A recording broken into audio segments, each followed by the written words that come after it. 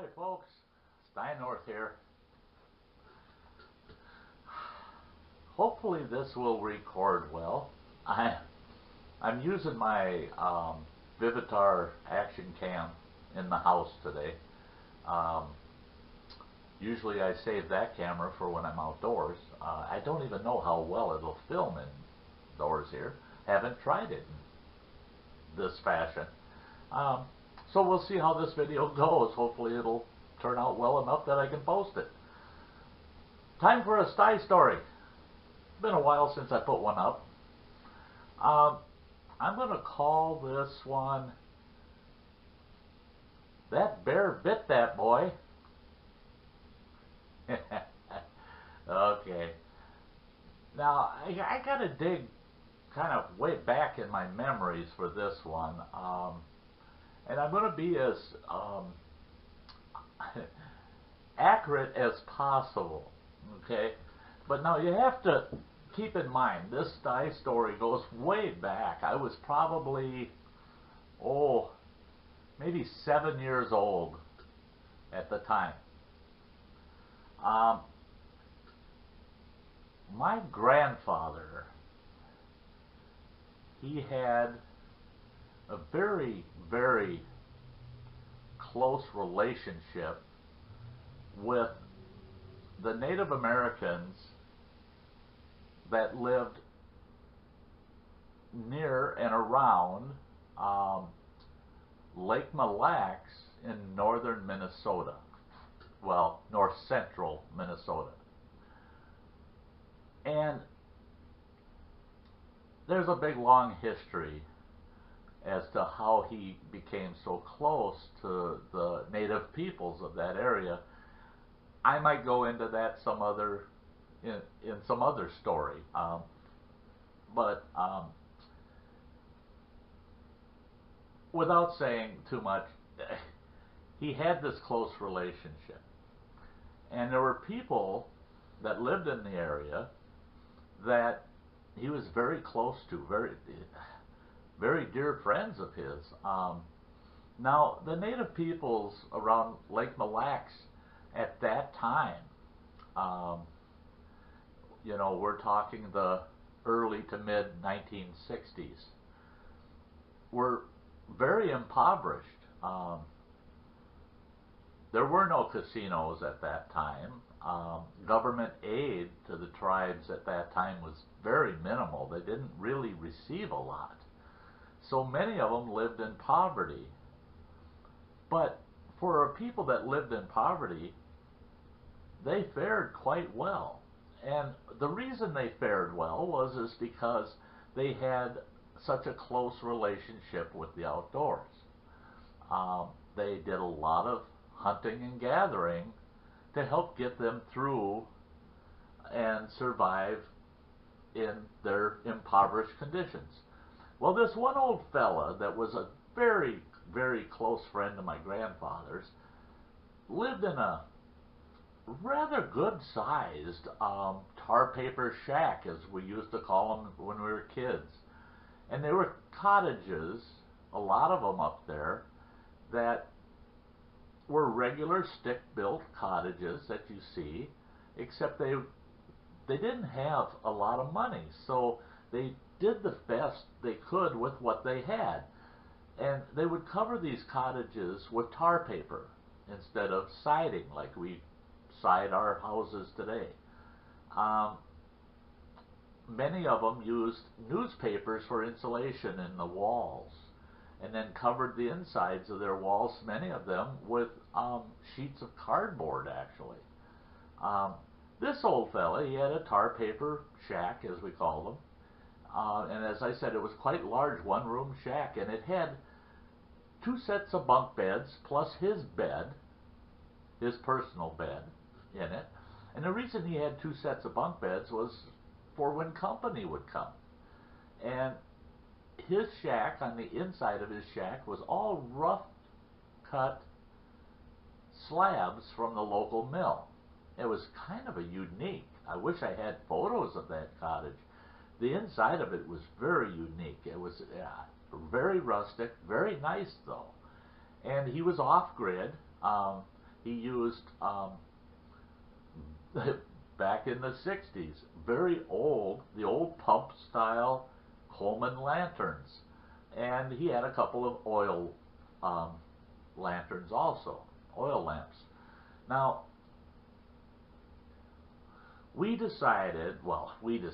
my grandfather decided he needed to go visit this old buddy of his, and my grandfather didn't drive anymore at that time. Now, he was probably close to 80 years old at the time. So my dad said, well, Pops, we'll take you up there to visit him. And it worked out that it was my father, myself, and my grandfather took a trip up to see this fella. Well, it was in the late fall, okay? And there was just a light, the leaves had just fallen off of the trees.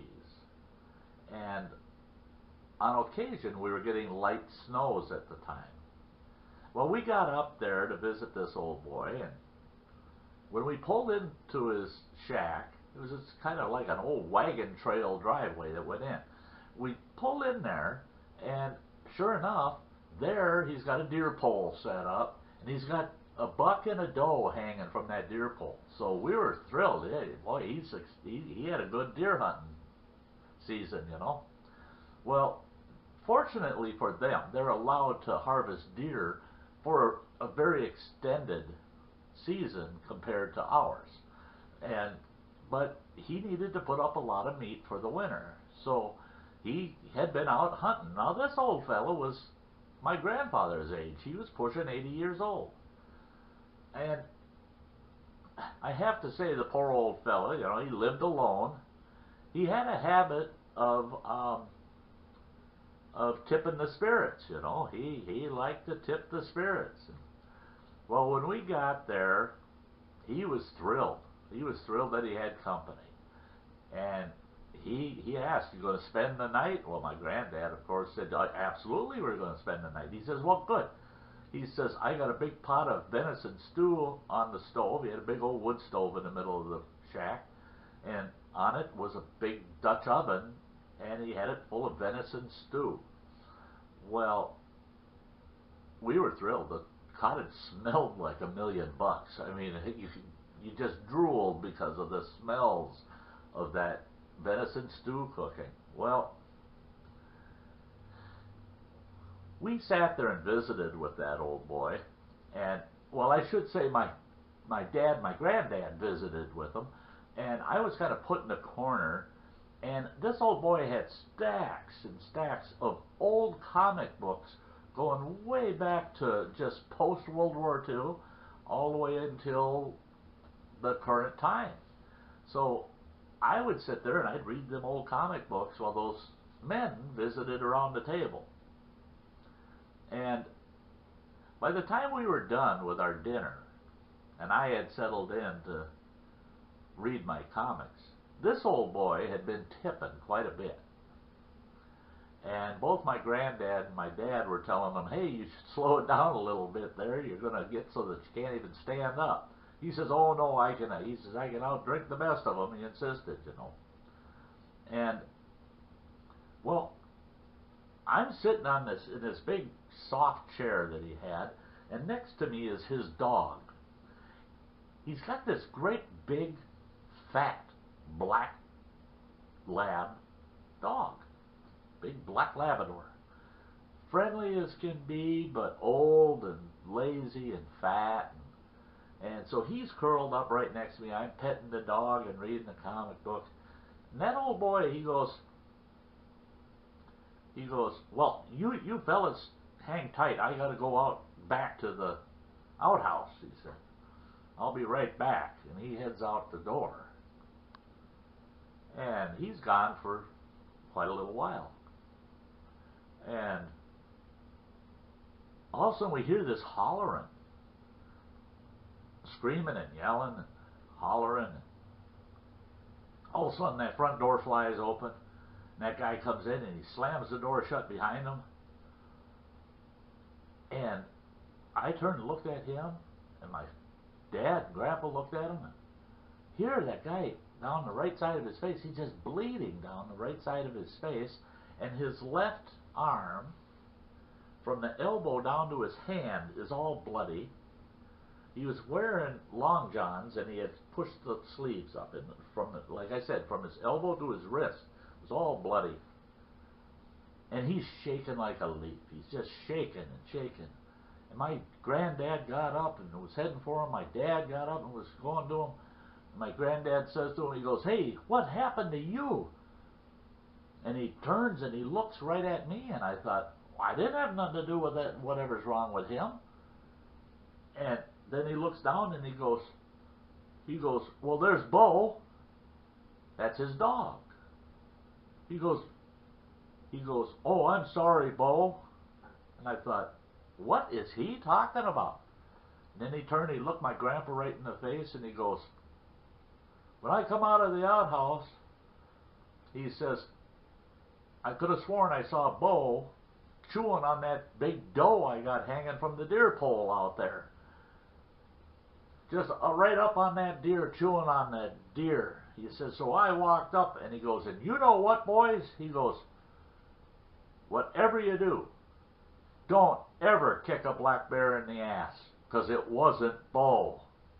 And all of a sudden his eyes curled back in his head, and boom, he hit the floor.